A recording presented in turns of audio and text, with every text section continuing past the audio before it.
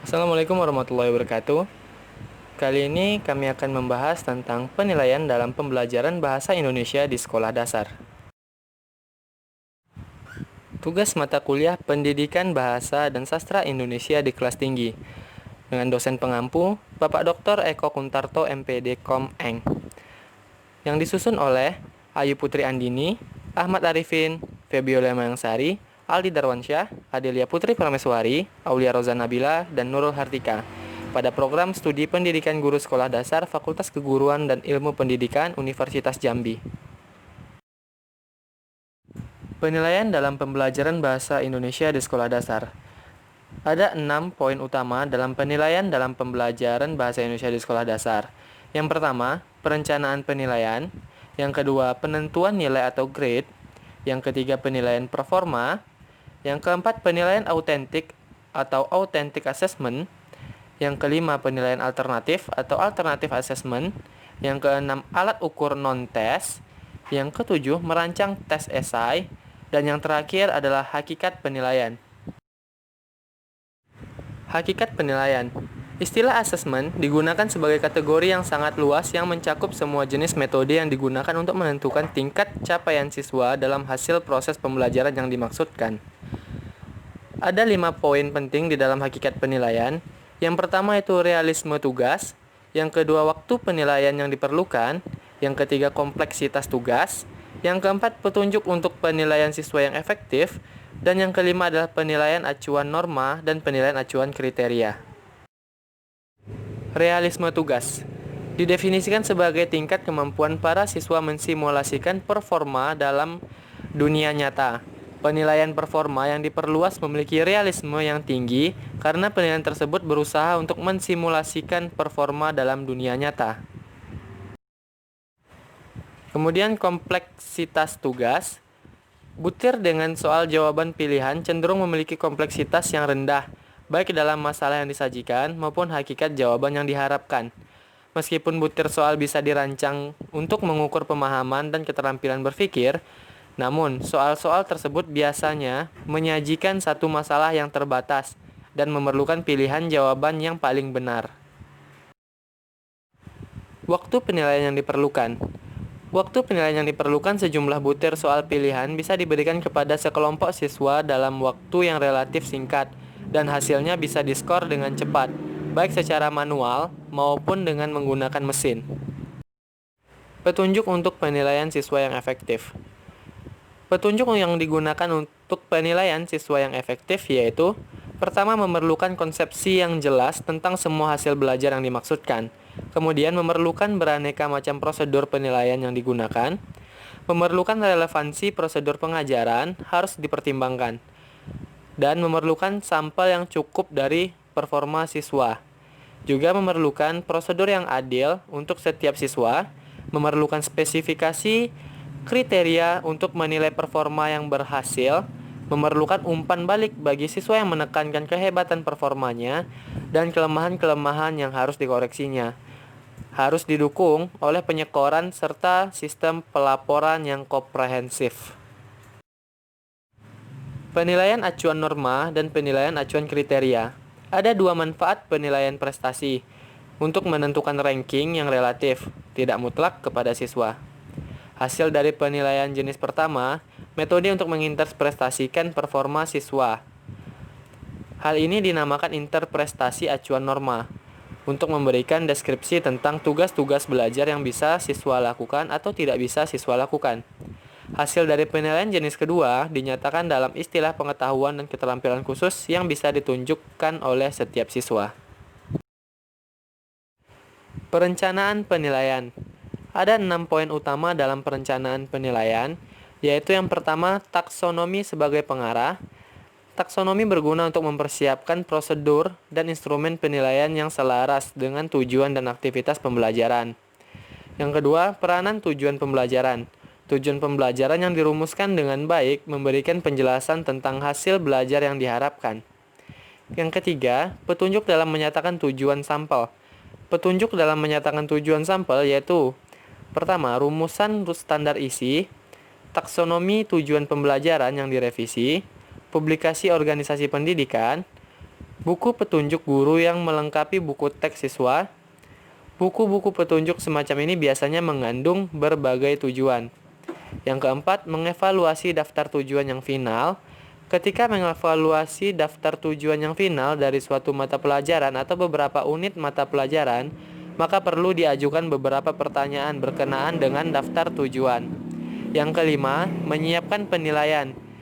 Dengan memperhatikan isi dan metode pembelajaran, merencanakan penilaian bersama dengan pembuatan RPP, dan memastikan tingkat pencapaian tujuan pembelajaran.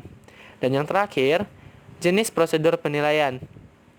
Pada jenis prosedur penilaian, observasi informal, uji kemampuan di kelas, penilaian performa, penilaian produk, dan penilaian portofolio menjadi hal utama.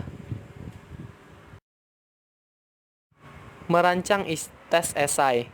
Dalam merancang tes esai, ada 4 langkah yang bisa dilakukan. Yang pertama, mengetahui bentuk tes. Bentuk tes dibedakan menjadi 2 macam, yaitu ada tes tulis dan tes lisan. Yang kedua, bagaimana cara mengkonstruksi tes esai.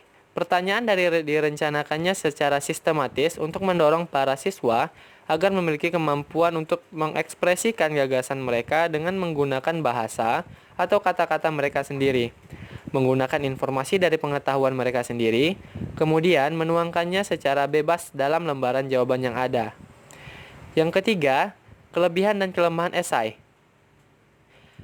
Tes esai memiliki keunggulan, yakni mengukur proses mental para siswa, untuk mengukur kemampuan siswa dalam menjawab dan mendorong siswa untuk mempelajari, menyusun, merangkai, dan menyatakan pemikirannya secara aktif. Kelemahan dari tes esai yaitu bentuk pertanyaan yang memiliki arti ganda sering menyulitkan para siswa sehingga memunculkan asal jawab dan jawabannya tidak mengandung kepastian namun ragu-ragu. Yang keempat, men-skor tes esai. Memberikan skor tes esai dapat dikatakan mudah dan juga dapat dikatakan sukar.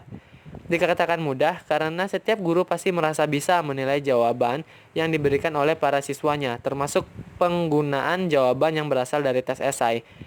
Karena dalam pemberian skor pada tes esai tidak ada penjelasan penilaian, angka diberikan secara pasti.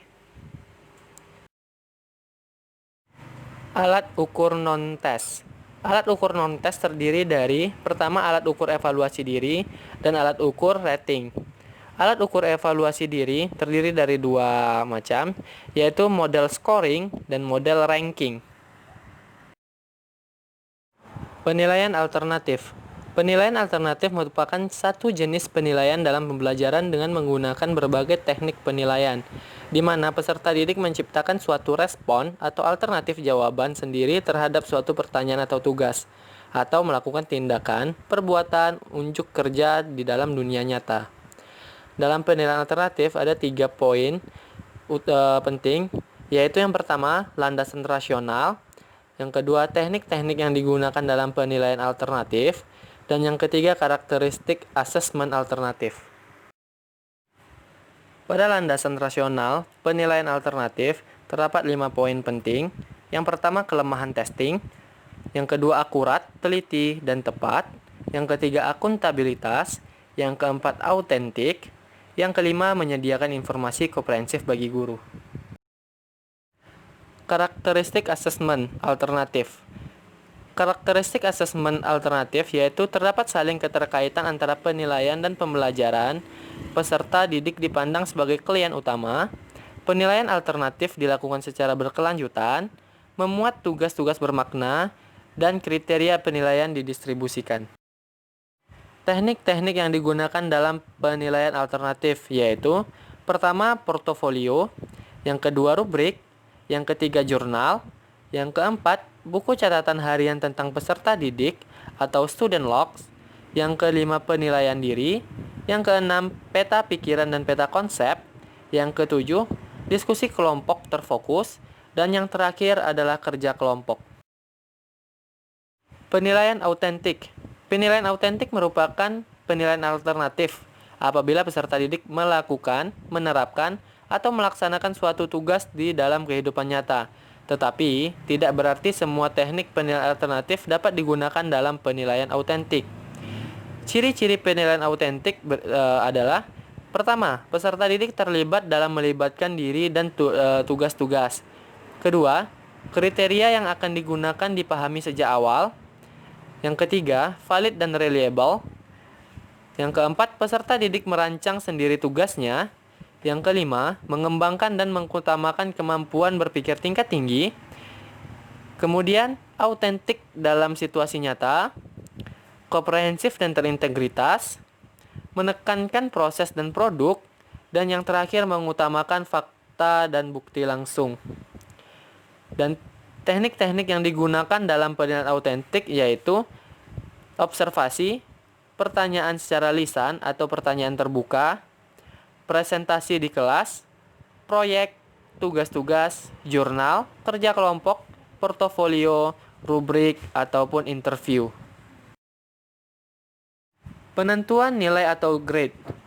Grade hasil belajar akhir yang didasarkan atas tingkah laku dan penampilan yang terarah dalam tes yang terorganisasi dengan baik, memiliki derajat yang lebih tinggi dibanding dengan grade yang hanya didasarkan pada tes kertas atau pena saja.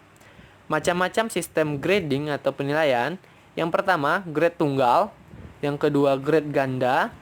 Dan yang terakhir, grade kategorik. Penilaian performa. Penilaian performa merupakan penilaian yang dilakukan guru dengan mengamati kegiatan peserta didik dalam melakukan suatu tugas. Karakteristik penilaian performa yaitu: pertama, menyusun respon sendiri, berpikir pada tingkat lebih tinggi, kemudian keautentikan tugas-tugas, proses dan produk, kemudian terakhir mengutamakan kedalaman, bukan keluasan. Itulah dia hasil dari kelompok kami. Sekian, terima kasih.